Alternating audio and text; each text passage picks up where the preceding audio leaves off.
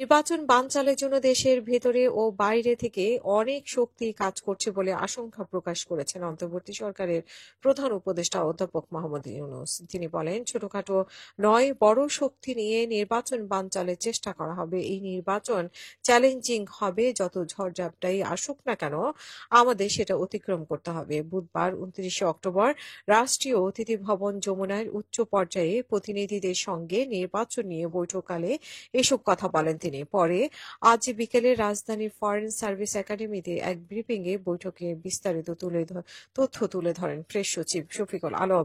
এক প্রশ্নের জবাবে প্রেস সচিব বলেন, এই আক্রমণ বলতে শুধু শারীরিক আক্রমণ নয়, বরং সাইবার অ্যাটাক বা সোশ্যাল মিডিয়ায় ডিসইনফরমেশন ছড়ানোকেও বোঝানো হচ্ছে। যারা পতিত স্বৈরাচার এবং তার দোসর, তারা দেশের একটি অবাধ ও সুষ্ঠু নির্বাচন হোক তা চাইবে না। এ বিষয়ে সবাইকে সতর্ক থাকতে বলা হয়েছে। সংবাদ সম্মেলনে প্রেস সচিব জানান, আগামী ফেব্রুয়ারিতে ত্রয়োদশ জাতীয় সংসদের সামনে রেখে প্রধান উপদেষ্টা অধ্যাপক মোহাম্মদ ইউনূসের সভাপতিত্বে প্রায় 2 ঘণ্টাব্যাপী চলা বৈঠকে মূল 4টি বিষয়ে নিয়ে আলোচনা হয়েছে।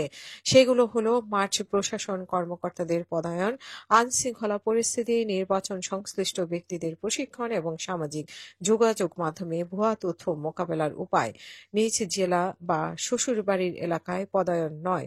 প্রেস সচিব বলেন যে মাঠ প্রশাসন, বিশেষ করে ডিসি, এডিসি, ইউএনও সহ বিচারিক দায়িত্বে এমন কাউকে পদায়ন করা হবে না যিনি গত 3টি নির্বাচনের কাজে যুক্ত ছিলেন। ন্যূনতম ভূমিকা থাকলেও তাকে এই নির্বাচনের দায়িত্বে রাখা হবে না। পদায়ন ক্ষেত্রে কর্মকর্তাদের রাজনৈতিক সংশ্লিষ্টতা, শারীরিক যোগ্যতা, কর্মদক্ষতা, গণমাধ্যমে অনিয়মের প্রতিবেদনে হয়েছে কিনা তা দেখা হবে বলে জানান শফিকুল আলম। তিনি বলেন, সবচেয়ে ফিট কর্মকর্তাদের সবচেয়ে ঝুঁকিপূর্ণ এলাকায় পদায়ন করা হবে। তবে নিজ জেলা বা শ্বশুরবাড়ির এলাকায় কাউকে পদায়ন করা হবে না।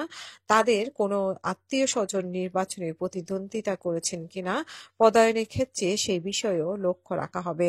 আগামী 1 নভেম্বরে এগুলো শুরু হবে। শফিকুল আলম আরও বলেন যে স্বরাষ্ট্র উপদেষ্টাও সবাই জানিয়েছেন যে পুলিশের পদায়ন বিষয়েও একইভাবে উদ্যোগ নেওয়া হয়েছে। 64 জেলায় এসপিদের তালিকা করা হয়েছে।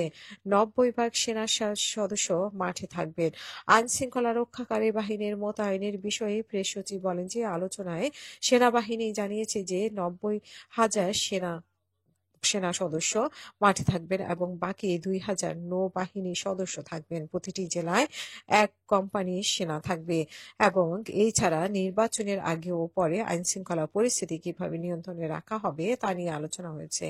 সামাজিক যোগাযোগ মাধ্যমে অপতথ্য ও ভুয়া তথ্যের বিষয়ে প্রেস সচিব বলেন যে নির্বাচনের ভুয়া তথ্য বা অপতথ্য মোকাবেলায় 2টি কমিটি গঠনের বিষয়ে সভায় আলোচনা হয়েছে। 2টি কমিটি উপজেলা পর্যায়ে পর্যন্ত কাজ করবে এবং তাৎক্ষণিক ছড়িয়ে পড়া অপতথ্য বা ভুয়া তথ্যের ফ্যাক্ট যাচাই করে তা প্রকাশ করবে। এজন্য কারিগরি সহায়তা দেওয়ার জন্য আইসিটি মন্ত্রণালয় ও সংস্কৃতি মন্ত্রণালয়কে নির্দেশনা দেওয়া হয়েছে। এই বিষয়ে ফেসবুক কর্তৃপক্ষের সঙ্গেও কথা হবে। নির্বাচন কমিশনের সংসদ টিভিকে নির্বাচনী প্রচারণায় ব্যবহার করতে চাইছে। প্রেস সচিব আরও জানান যে কর্মকর্তাদের প্রশিক্ষণ নিয়েও সভায় আলোচনা হয়েছে। বিশেষ করে আনসার সদস্যদের প্রশিক্ষণ আরও কার্যকর করার বিষয়ে জোর দেওয়া হয়েছে। বডি অন ক্যামেরা নিয়েও প্রশিক্ষণ দেওয়ার বিষয়ে কথা হয়েছে। প্রশিক্ষণ সংক্রান্ত ভিডিও ও উপকরণগুলো যেন 15 নভেম্বরের মধ্যে নির্বাচন কমিশনের ওয়েবসাইটে টিভি বা বিটিভি থেকে আসে এবং সেই বিষয়ে দ্রুত কাজ করার জন্য বলা হয়েছে। এবং সংসদ অধিবেশন না থাকায় এখন সংসদ টেলিভিশনে ব্যবহৃত হচ্ছে না, তাই নির্বাচন কমিশন সংসদ টিভিকে ব্যবহার করে নির্বাচন সম্পর্কিত যাবতীয় তথ্য প্রচার করতে চাইছে। নির্বাচনের নির্দিষ্ট তারিখ নিয়ে কোনো আলোচনা হয়েছে কিনা এমন প্রশ্নে প্রেস সচিব বলেছেন যে নির্বাচন কমিশন এই বিষয়ে বলেছে যে তারা ডিসেম্বরের প্রথম সপ্তাহে তারিখ ঘোষণা করবে।